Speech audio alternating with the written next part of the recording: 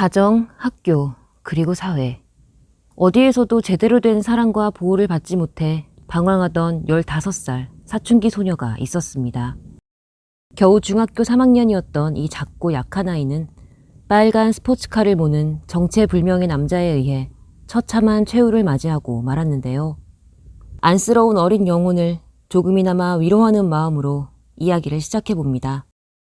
주간 악당, 가부키초 디스코텍 여중생 헌팅 사건 편입니다. 때는 1981년, 중학교 2학년인 오치아이 마사미는 이바라키현 후르카와시라는 작은 동네에서 도쿄에 번화가로 이사해 전학도 하게 되었습니다. 마사미는 아빠와 엄마 없이 할아버지 손에서 자랐는데 얼마 전 할아버지가 돌아가셔서 엄마가 사는 도쿄로 넘어오게 된 겁니다. 사춘기 여학생을 할아버지가 컨트롤하기에는 아무래도 한계가 있었던 모양인지 마사미는 그렇게 모범적인 학생은 아니었습니다. 후르카와에서도 열심히 공부하기보다는 친구들과 어울려서 놀러 다니기를 더 좋아했죠. 이런 마사미에게 볼거리가 넘치고 놀거리도 많은 도쿄는 그야말로 신세계나 다름없었습니다. 아이는 금세 자신과 성향이 비슷한 친구들을 사귀었고 신주쿠, 시부야, 롯본기 할 것 없이 밤 늦게까지 번화가에서 일탈의 시간을 보냈습니다. 전학 간 학교에도 잘 나가지 않게 되었고 엄마와도 큰 갈등을 겪었습니다. 1982년 5월의 어느 날 마사미가 꽤 오랜 기간 집에 들어오지를 않았습니다. 아이는 평소에도 친구네 집에서 며칠씩 머물다 들어오곤 했는데요. 처음 엄마는 이번에도 그러나 보다 하며 별 신경을 쓰지 않았지만 유난히 가출 기간이 길어지자 슬슬 걱정이 되기 시작했습니다. 하지만 지금처럼 휴대전화가 있던 시절도 아니었고 마사미가 어디서 어떤 친구와 노는지도 엄마는 알 턱이 없었습니다. 시간이 흘러 6월이 되자 결국 엄마는 가까운 파출소를 찾아가 딸의 실종 신고를 냈습니다. 5월부터 집에 들어오지 않은 중학생 딸을 6월에 실종 신고했을 정도니까 모녀 관계와 집안 사정이 어떠했는지는 대충 짐작하실 수 있을 겁니다. 신고가 접수된 6월 4일 마사미는 친구네 집에 머물고 있었던 게 맞았습니다. 하지만 경찰은 가출 청소년을 찾는 일에 별 관심을 두지 않았습니다. 경찰이 이날부터 적극적으로 마사미의 거처를 수소문했다면 아이는 끔찍한 불행을 맞이하지 않았을 수도 있습니다. 마사미는 디스코텍, 그러니까 요즘 말로 클럽에 놀러 가는 걸 좋아했습니다. 그때나 지금이나 클럽은 미성년자 출입이 금지되어 있지만 단속 시스템이 매우 허술했던 과거에는 청소년들도 공공연히 디스코텍에 드나들었다고 하는데요. 마사미는 디스코텍에서 사귄 친구 A의 집에서 또 다른 가출 소녀인 하나코와 함께 며칠째 신세를 지고 있었습니다. A는 집을 나와 혼자서 살고 있었기 때문에 아이들은 누구의 눈치도 보지 않고 신나게 놀 수 있었습니다. 마사미에게 집에 가고 싶다거나 학교에 가야겠다는 생각은 요만큼도 들지 않았습니다. 실종 신고 접수 이틀째인 6월 5일의 늦은 밤, 오늘 마사미의 놀이터는 신주쿠입니다. 불야성을 이루는 화려한 유흥의 거리 가부키초에 도착한 마사미는 친구 하나코와 함께 디스코텍에도 갔다가 카페에도 갔다가 오락실에도 갔습니다. 그리고 그 오락실에서 만나서는 안 됐을 한 남자를 만나게 됩니다. 남자는 마사미와 하나코에게 선뜻 말을 붙여왔습니다. 깔끔한 옷차림에 호감형 얼굴, 비싼 선글라스까지 끼고 있는 남자가 헌팅을 해오자 아이들은 어깨가 으쓱해졌습니다. 세 사람은 신주쿠역 맥도날드로 들어가 주스를 마시면서 부지런히 수다를 떨었는데요. 마음이 얼마나 잘 맞았는지 대화는 날이 바뀌어 6월 6일 무려 새벽 4시까지 이어졌습니다. 이제 슬슬 A의 집으로 돌아가 보려 했던 마사미와 하나코.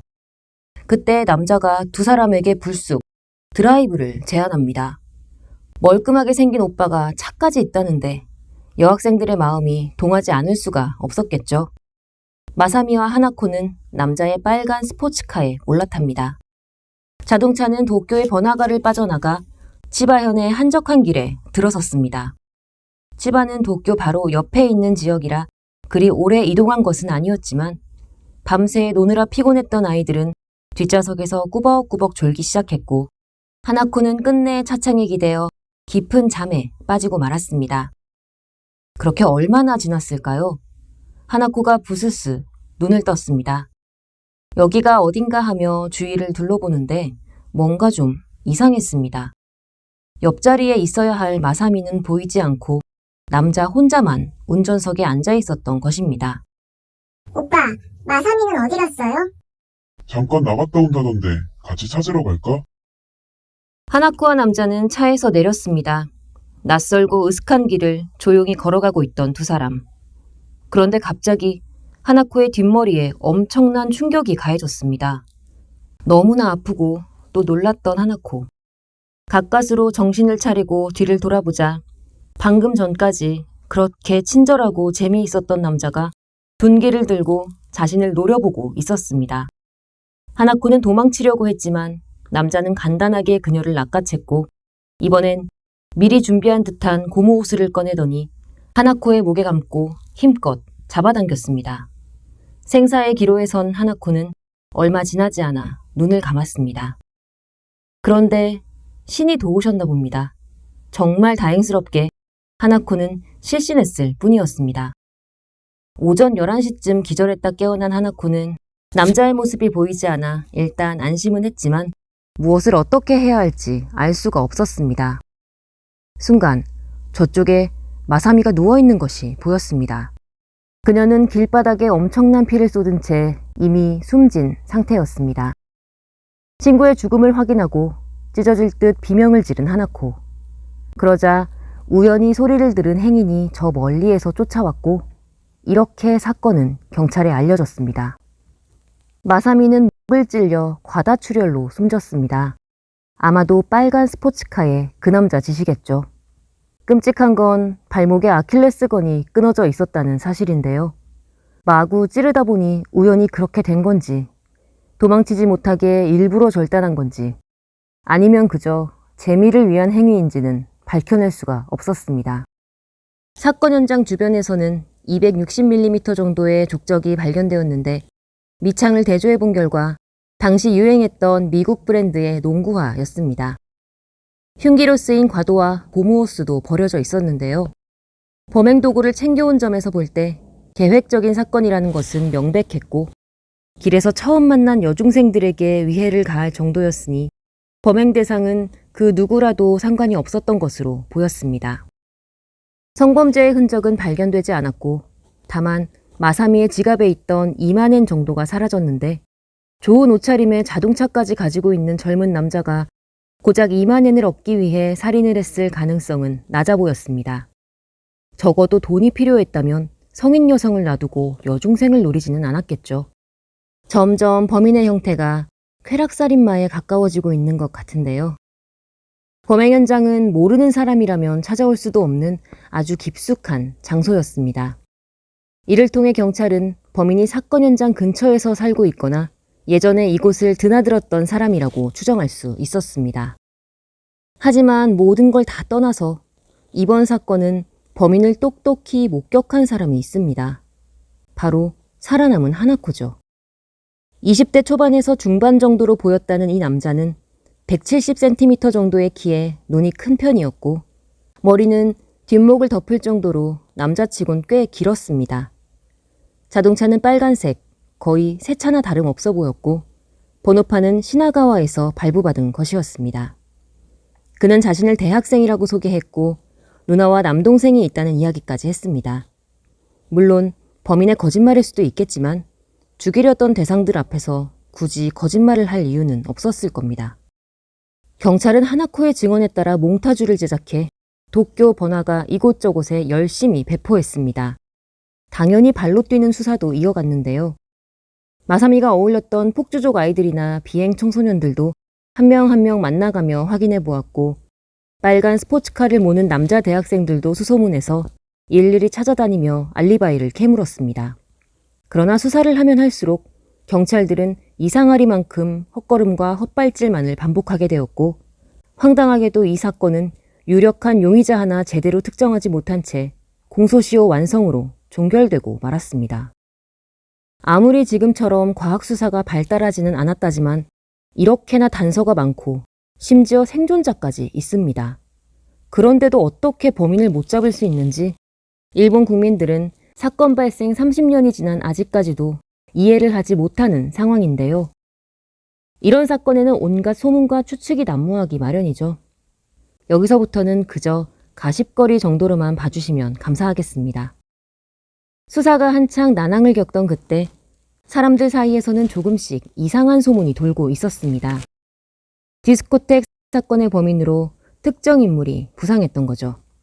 소문의 주인공인 남자 X는 일본의 명문사학인 게이오 대학에 재학 중이었습니다. 다른 대학생들처럼 평범하게 학교 생활을 하던 X. 어느 날 그가 갑자기 머리를 박박 밀고 학교에 나타납니다. X는 항상 목을 덮는 긴 헤어스타일을 고수했는데요. 하필이면 여중생 사건이 일어난 직후 파격적인 변신을 시도한 겁니다. X의 변화는 여기서 끝나지 않았습니다. 그는 학우들에게 제대로 인사도 하지 않고 돌연 휴학을 했는데요. 일본의 대학생은 그때나 지금이나 휴학을 잘 하지 않는다고 합니다. 학업을 쉬어야 할 만큼 큰 트러블을 겪은 사람이라는 조금 이해하기 어려운 낙인이 찍혀서 사회에서 알게 모르게 불이익을 받기 때문이라는데요. 그럼에도 불구하고 X는 알 수 없는 이유로 휴학을 한 뒤 얼마 후엔 친구들과의 연락을 끊고 해외로 훌쩍 떠났습니다. 그리고 몇 년 후 다시 일본으로 돌아와 게이오 대학을 8년 만에 졸업합니다. 우리나라 남학생들처럼 군대를 다녀온 것도 아니고 확실히 4년제 대학을 8년 만에 졸업하는 것은 좀 특이한 케이스이긴 합니다. 도무지 이해할 수 없는 행보를 보인 X. 그런데 의심의 결정적인 포인트는 이런 것들이 아닙니다. 그가 빨간 스포츠카의 오너 드라이버라는 사실. 이것이 바로 많은 사람들에게 의혹을 품게 만들었는데요. 실은 경찰도 빨간 스포츠카를 타는 X라는 학생을 이미 알고 있었습니다. 그래서 X를 만나러 게이오 대학까지 찾아갔는데 학사지원부를 통해 그에 대한 정보를 대충 전해 듣고는 본인을 직접 만나지도 않고 그대로 돌아가 버렸다고 합니다. 대체 어떤 사람이기에 경찰의 탐문조차 피할 수 있었던 걸까요? X는 이름만 대면 알만한 유력 정치인 집안의 귀한 장남이었습니다. 일본은 대를 이어가며 정치인을 하는 경우가 대부분이라 이 집안 역시 3대가 정치를 하고 있었는데요. 명문 게이오대 간판까지 가진 집안의 장손 또한 추후 이 자리를 물려받을 가능성이 높았습니다. X의 흠결 없는 완벽한 인생에 집안 전체의 사활이 걸려 있는 겁니다. 아직 진실이 명백히 밝혀진 것도 아니고 사건 자체가 공소시효도 완성되었으니 함부로 특정인을 용의자로 언급하는 건 매우 위험한 일입니다. 일본 네티즌들도 무척 조심하고 있는데요. 다만 X로 추정되는 인물은 예상대로 지금 꽤 거물급 정치인이 되어 정계에서 활발하게 활동하고 있습니다. 저도 조사하면서 살짝 사진을 보게 됐는데 나이가 들었는데도 얼굴이 제법 몽타주와 비슷해서 솔직히 좀 놀랐습니다. 하지만 우연의 일치이자 모험일 가능성도 당연히 크겠죠. 대체 누가 이 사건의 진범인지 늦게라도 진실이 드러났으면 좋겠지만 이제 영원히 수수께끼로만 남을 것 같아 답답한 마음 뿐입니다. 마사미에게 아빠는 없었고 엄마는 무관심했습니다. 늘 결석을 하는 아이를 학교는 잡아주지 않았고 경찰도 실종된 그녀를 찾아주지 않았습니다. 다른 평범한 15살의 아이들처럼 마사미에게도 의지할 어른과 지켜줄 공간이 있었다면 참 좋았을 텐데 그저 안타깝기만 합니다. 꽃다운 짧은 생을 억울하게 마감한 오찌아이 마사미의 명복을 진심으로 빕니다. 주간악당을 시청해주신 구독자 여러분, 오늘도 고맙습니다.